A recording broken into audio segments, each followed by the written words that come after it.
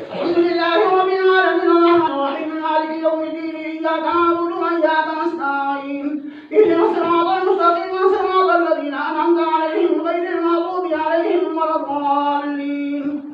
وإنه لتنزيل رب العالمين نزل به الروح الأمين على قلبك لتكون من المنذرين بلسان عربي مبين وإنه لفي زبر الأولين أولم يكن لهم آية أن يعلمه علماء بني إسرائيل ولو نزلناه على بعض الأعجمين فقرأه عليهم ما كانوا به مؤمنين كذلك سلكناه في قلوب المجرمين لا يؤمنون به حتى يروا العذاب الأليم فيأتيهم بغتة وهم لا يشعرون فيقولوا هل نحن منظرون أفبعذابنا يستعجلون أفرأيت إن متعناهم سنين ثم جاءهم ما كانوا يوعدون ما أغنى عنهم ما كانوا يمتعون وما أهلكنا من قرية إلا لها منذرون ذكرى وما كنا ظالمين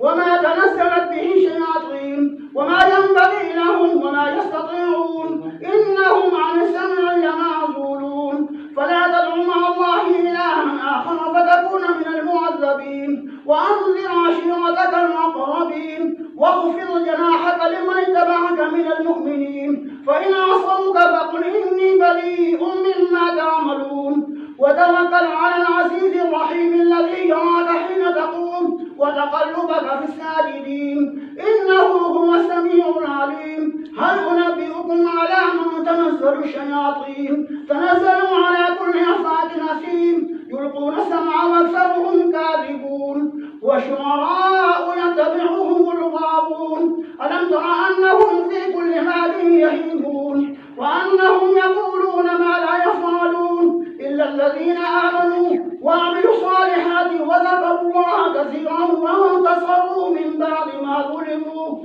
وسيعلم الذين ظلموا أي منقلب ينقلبون الله أكبر سمع الله لمن حمده الله أكبر الله أكبر الله أكبر الله أكبر